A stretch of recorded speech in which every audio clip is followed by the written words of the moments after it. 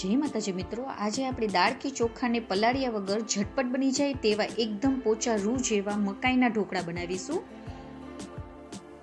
તો તેની માટે સૌપ્રથમ 1 કપ જેટલો ચણાનો લોટ, 1 કપ જેટલો ચોખાનો લોટ, ચોથા ભાગ જેટલો આપણે રવો એડ કરીશું, જરૂર મુજબ મીઠું, અડધી ચમચી હળદર,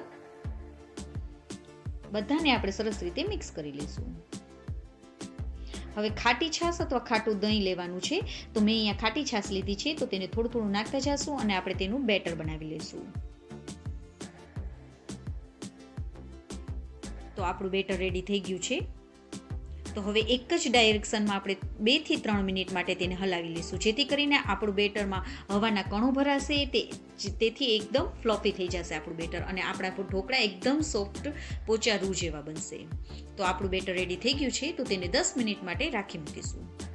ત્યાં સુધીમાં આપણે એક મિક્સર જાર લઈ લઈશું. તેમાં 3/4 કપ જેટલા મકાઈના દાણા લઈ લઈશું,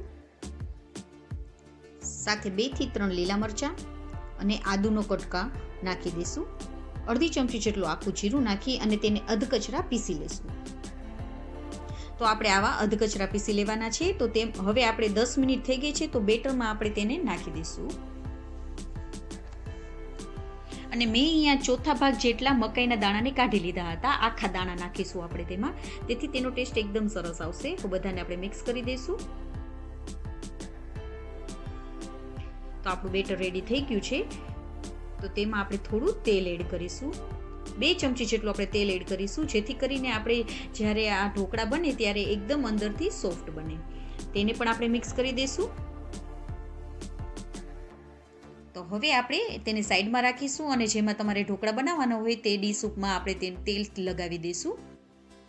હવે ચોથા ભાગ જેટલો બેકિંગ સોડા બેટરમાં નાખીશું અને તેને આપણે એક્ટિવેટ કરી લઈશું અને ડીશમાં આપણે તેને નાખી દઈશું. ઉપરથી લાલ મરચું સ્પ્રિંકલ કરી દઈશું અને પહેલેથી જ આપણે પાણીને ગરમ કરવા મૂકી દેવાનું. પાણી ગરમ થઈ જાય એટલે આપણે ઢોકળાને 10 થી 15 મિનિટ માટે બાફી લઈશું, એટલે કે સ્ટીમ કરી લઈશું. તો 10 મિનિટ થઈ ગઈ છે, તો આપણા ઢોકળા રેડી થઈ ગયા છે. તો તમે તેને ચાકા વડે અથવા કઈ ભી સ્ટીક વડે જોઈ શકો છો. જો તમારી સ્ટીક કે ચાકુ એકદમ કોરું આવતું હોય તો મીન્સ કે તમારા ઢોકળા અંદર સુધી સરસ રીતે ચડી ગયા છે. તો તેમાં આપણે તેલ લગાવી દઈશું અને ઢોકળાને થોડી વાર માટે ઠંડા પાડી દઈશું. ઠંડા પડી જાય એટલે તેમાં આપણે કટ કરી લઈશું. તો આપણા પોચા રૂ જેવા એકદમ ટેસ્ટી ઢોકળા રેડી થઈ ગયા છે.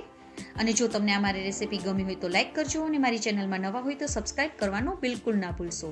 અને તમે તેને ચટણી, લસણની ચટણી સાથે અથવા તેલ સાથે ખાઈ શકો છો. અને જો તમને અમારી રેસીપી ગમી હોય તો કમેન્ટ પણ કરજો અને તમારા ફ્રેન્ડ સર્કલને શેર પણ કરજો. જય માતાજી મિત્રો.